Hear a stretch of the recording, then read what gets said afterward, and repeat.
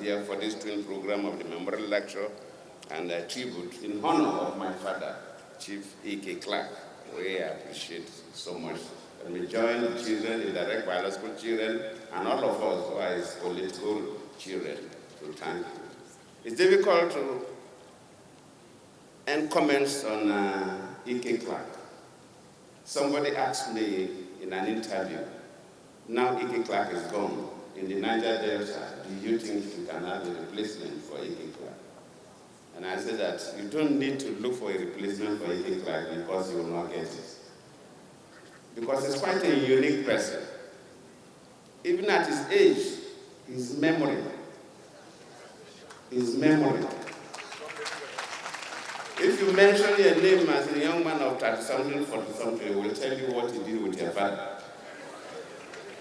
Not so many people have that kind of memory. And even listening to all the contributors, you really see that he was a very courageous person, very vocal. And one key thing, he believed in the unity of this country. But he doesn't believe that any section of the country should suffer. So these are the things, and if he believes that you said something that does not fit into his belief about building a united Nigeria.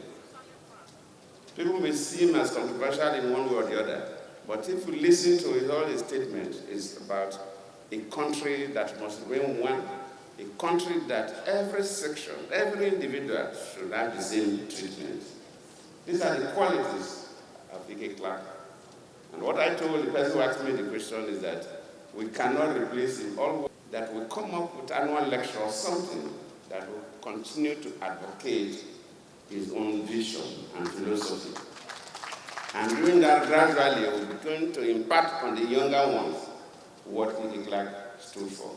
We're all leaders in our own rights, but everybody has his own style of leadership. But I mentioned to that person that even if you read through the history of West Africa, you see that kingdoms rise and fall.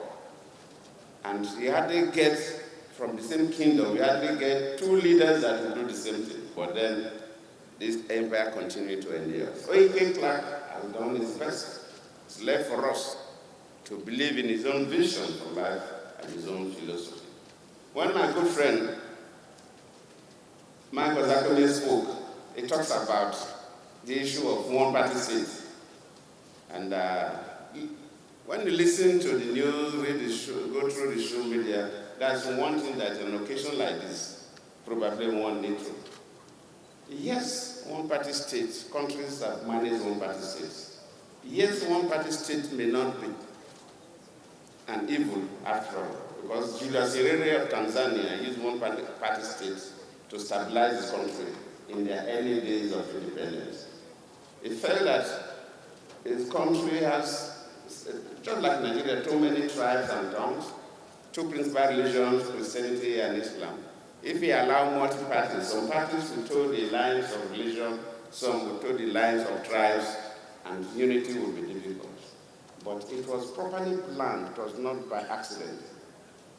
If we must, as a nation, go one party, then it must be designed, it must be planned by experts, and we know what we are going in for. But if we come through the back door by political manipulations, then we're heading to crisis.